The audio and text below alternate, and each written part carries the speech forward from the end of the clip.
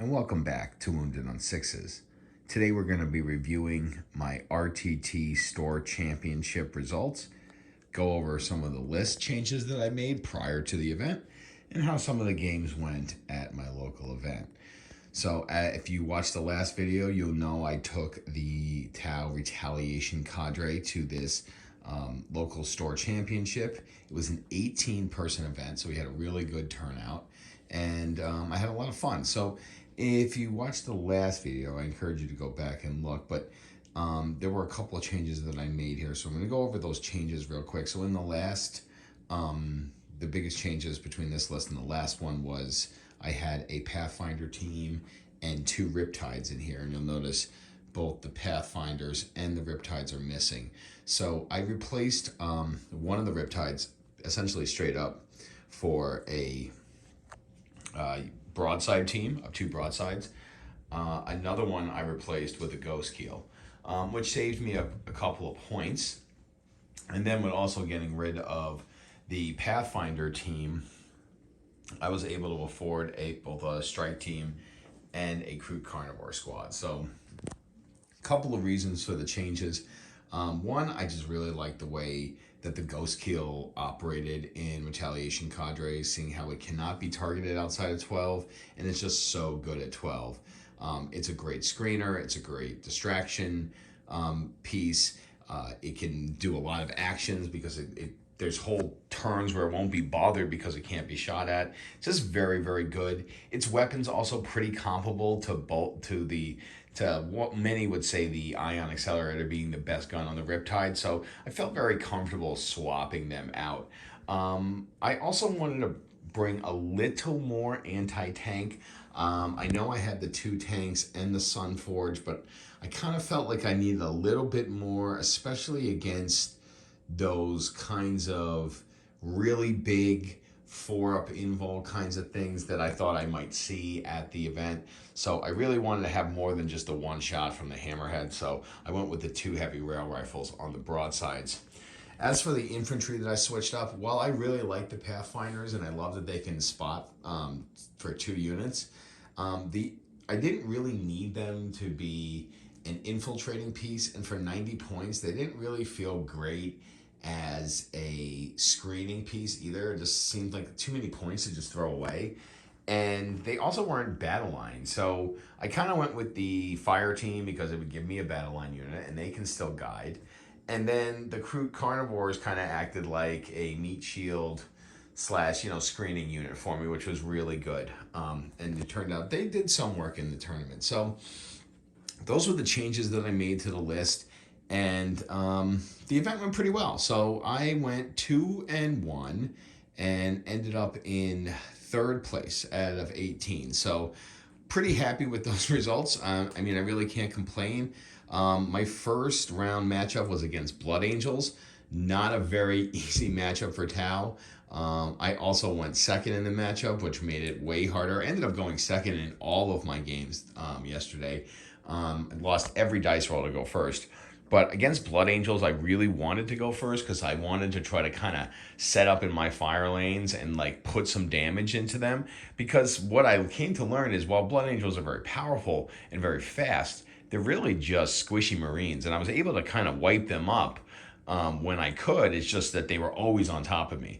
So that's essentially what happened. I ended up losing the game 96-50. Luckily, we were playing on Purge the Foe and on a decent layout. So, I was able to kind of keep somewhat parity on primary, but my secondaries were just so poor. I also failed a lot of save rolls as well. The Blood Angels were just able to kind of jump over my lines with their Death Company jump pack squads. And their Sanguinary Guard unit hits like a Mack truck. So it was very difficult for me to keep them off me. Although I was able to wipe out a lot of their units. I think only had 2 characters in the Sanguinary Guard unit left by the end of the game. So I was kind of lucky to get the 50 points. I think if we were playing another primary mission, I wouldn't have even scored 50 because my secondaries were that bad this game. But that's kind of variance. My dice weren't that great. Again, I don't think this is a matchup that Tau can really win unless you really get the jump on the Blood Angels player. And this player is very skilled. I've played him before, and he's a very skilled player. So it was a pretty difficult matchup. So I was 0-1 going into round 2. Kind of disappointed with the variance I experienced, but I kept a good head about me. And in round 2, I drew a quote unquote death watch opponent who was actually just playing Space Marines with the Iron Storm Spearhead detachment. A very vehicle heavy list, but on a very tight table. I think it was layout 5 or 6, which is really, I think it's layout 5. It's really difficult for me to get around in that layout because of the 4 little square ruins in the middle, kind of making like a square box in the center. It makes it very hard for me to get my heavy armor onto targets. And he had a lot of vehicles, a bunch of dreadnoughts, a bunch of Armiger Helvrins, and he also had a repulsor with a bunch of intercessors, assault intercessors in there, and a couple of infiltrators as well. Fortunately for me, Space Marines, especially just regular old vanilla Space Marines, are a pretty good matchup for me, and I ended up having a lot of success. The Sunforged teams came down in his backfield. We were playing on Scorched Earth. I was able to come down in his backfield within 3 with a shortened blade, destroy the the Armiger that was on his home objective, and then use the Fire and Fade after I destroyed the Armiger to get onto the objective, which I later then burned for 10 points. So it was a very, very successful game. My opponent was a good player, and just kind of suffered from some really bad save rolls, especially against when my heavier tanks got in there. But he was able to destroy my Ghost Keels and a couple of my Stealth Suit squads. And I ended up picking up the win there with the score of 92-41. So pretty good result there. So after round 2, I was 1-1.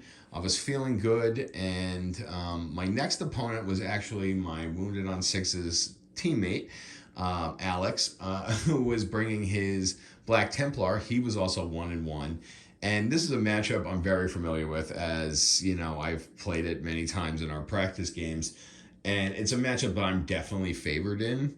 The Black Templar are good if they can get a hold of my Tau, but 9 times out of 10 I'm able to take them out. They were running a Land Raider with 2 5-man Sword Brethren squads inside. One had the Emperor's Champion, one had Helbricht. There was also 2 Ballistus Dreadnoughts and a Gladiator Lancer, a unit of Plasma Inceptors, a unit of Intercessors, and a Crusader squad as well, with, I believe, Chaplain Grimaldus leading that unit. We were on the same layout too. I believe it was layout 5. We were actually ended up on the same table. And the game went really well for me. It was the ritual, which allowed me to kind of construct my own primary scoring, which if Tau can keep parity on primary, especially in the first couple of rounds, it's very hard for our opponents to catch up to us on points in the late game, especially when we're bringing such a hard damage deck or damage list like this one. So it worked out very well for me in the end, and I believe the final score was 96-67, which put me in a very good spot, and I ended up in 3rd. Felt very good about at least placing at the event. The list was pretty good. There was another Tau player there. There was one other Tau player there. I believe the event was won by Adeptus Mechanicus, though, which was actually the army I was thinking about taking to this event at first. But I'm glad I went with the Retaliation Cadre, and it is very strong. It is very powerful. The tanks were very good. The Skyray, I think, got destroyed in every game that I played, but the Hammerhead had about 3 kills on him, which was really nice. He ended up getting 3 kills himself. The Ghost Keels rarely survived a game. Again, I use them as screeners. I use them as distraction carnifexes. and they worked they worked like a charm. I think of the 3 games I played, one of them survived 1 game. The broadsides, as much as I thought I was going to need them, I had so much firepower in this list, I really didn't.